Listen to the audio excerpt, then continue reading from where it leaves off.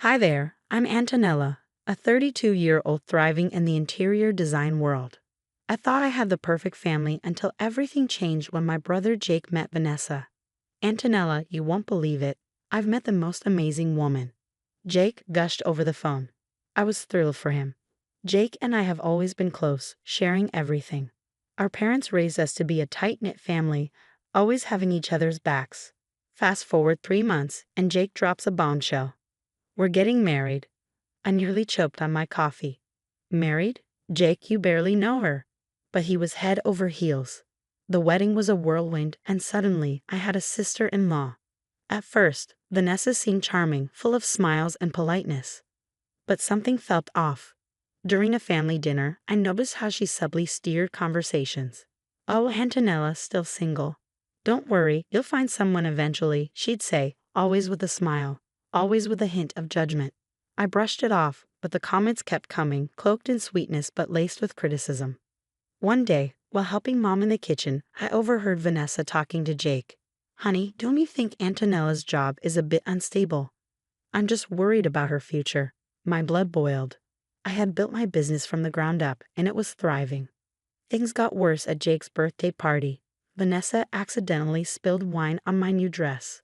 "Oh, I'm so clumsy, but don't worry. It probably wasn't that expensive, right?" she said. I forced a smile, but inside, I was seething. Later that night, I vented to my best friend Megan. "I'm telling you, Meg, something's not right with Vanessa." Megan nodded. "I've noticed it too. The way she looks at you when she thinks no one's watching, like she's sizing up the competition." I sighed, but Jake's so happy, and Mom and Dad adore her. Am I just being paranoid? "Trust your gut, Antonella," Megan said. "Keep your eyes open." And so I did. I watched as Vanessa slowly warmed her way into every aspect of our family life. She'd volunteer to help Dad with his finances, critiquing his methods, and reorganize Mom's kitchen, claiming it was more efficient. But it was her effect on Jake that worried me the most. My once outgoing brother became quieter, always deferring to Vanessa's opinions. During a shopping trip with Mom, I tried to broach the subject. "Mom, have you noticed anything different about Jake lately?" She hesitated. "Well, he's a married man now. Change is normal." "But Mom, it's like he's not even the same person anymore." "Oh, sweetie, you're just not used to sharing him. Give it time." But time only made things worse. Family gatherings became minefields of passive-aggressive comments and tense silences. I tried to keep the peace, biting my tongue when Vanessa made snide remarks, but the stress was getting to me. My design suffered, and I started losing sleep. One night, after a particularly brutal family dinner where Vanessa subtly criticized everything from my outfit to my latest project, I broke down in my apartment. The phone rang. It was Megan. "Antonella, are you okay? You seemed off at dinner." I couldn't hold back anymore. Everything spilled out, my suspicions, my fears, the way Vanessa was slowly isolating Jake from us. Megan listened, then said firmly, "Enough is enough, Antonella. It's time to start digging. There's more to Vanessa than meets the eye, and we're going to find out what it is." As I hung up, I felt a mix of determination and dread. I love my family, and I'd do anything to protect them, even if it meant exposing the wolf in sheep's clothing that had infiltrated our lives. Little did I know, things were about to get much, much worse. The annual family barbecue at my parents' house was supposed to be a day of relaxation and bonding. Instead, it turned into a nightmare I'll never forget. Everyone was gathered in the backyard, Dad at the grill, Mom setting out salads, and Jake helping Vanessa with her chair. I was chatting with my cousin when Vanessa's voice cut through the chatter. "Antonella, sweetie, could you grab me a drink? You're not doing anything important, right?" I was about to respond. When Mom called everyone to eat, the tension was already simmering. Throughout the meal, Vanessa kept making little digs. "This potato salad is delicious, Mom.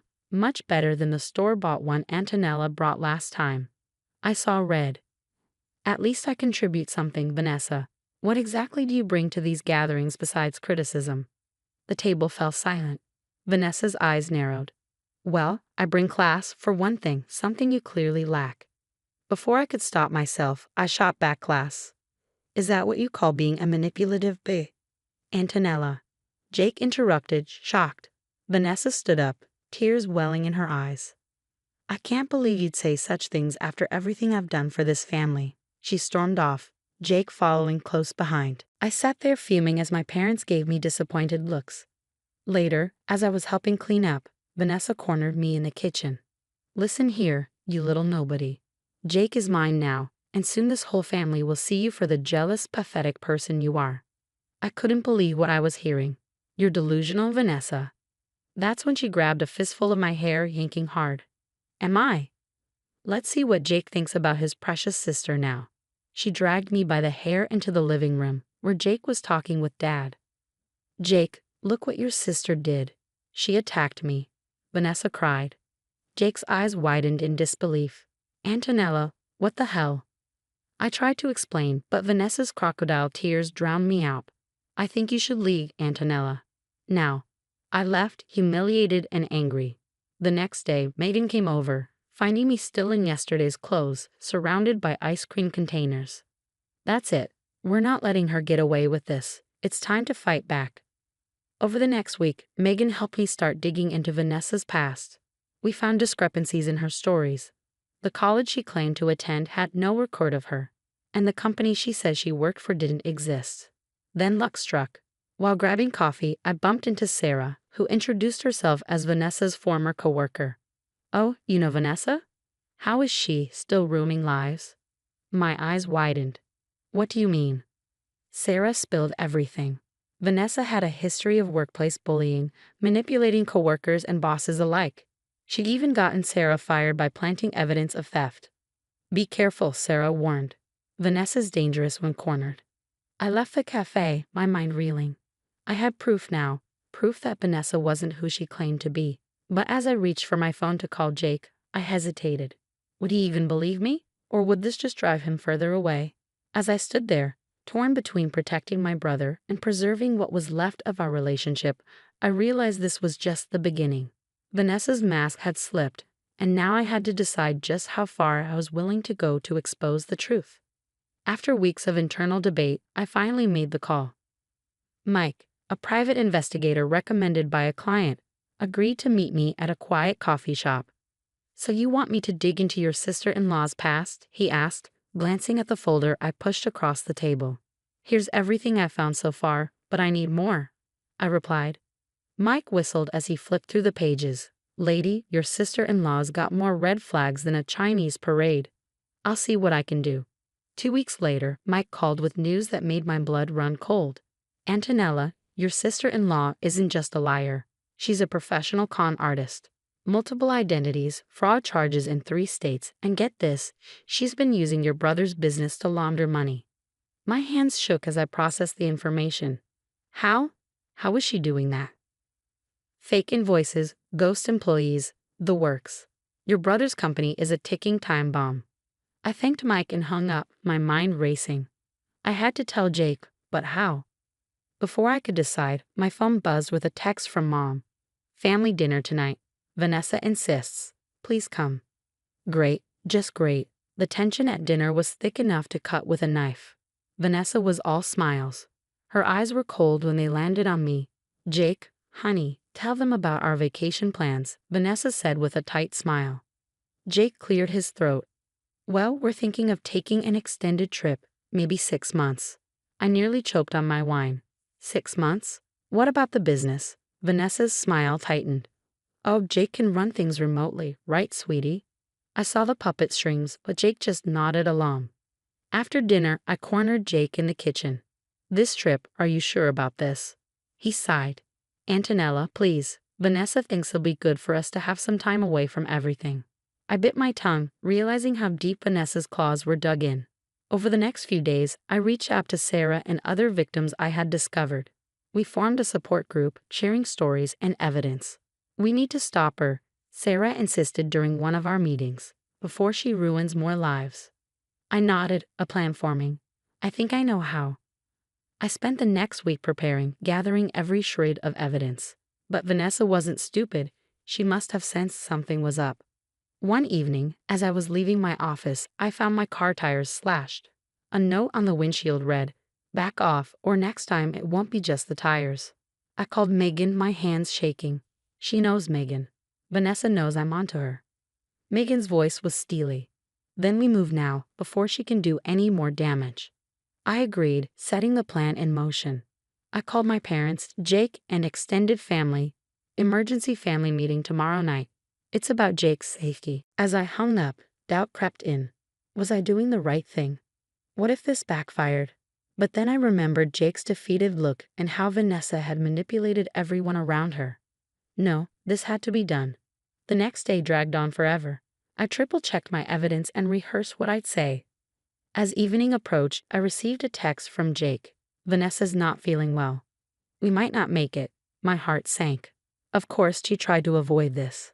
I texted back, please, Jake, it's important. I wouldn't ask if it wasn't. Hours passed with no response. I was about to give up hope when I heard a car pull up outside my apartment. I peeked out the window. Jake was helping Vanessa out of the car. She looked pale, leaning on him dramatically. As Jake and Vanessa entered my apartment, the tension was palpable. My parents, Megan, Sarah, and a few other faces were already there. Vanessa clearly didn't expect this. What's going on? Jake asked, confusion evident in his voice. I took a deep breath. Jake, everyone, it's time you knew the truth about Vanessa. Vanessa's eyes narrowed. Antonella, you're being ridiculous. But I cut her off, pulling out a stack of documents. Vanessa, or should I say Amanda, or maybe Lisa? How many identities do you have? Jake's face paled as I laid out the evidence. The charges, the stolen identities, the money laundering through his business. Sarah and the others shared their stories of Vanessa's manipulation and deceit. Vanessa tried to interject, her voice rising hysterically. They're lying. Jake, baby, you know me.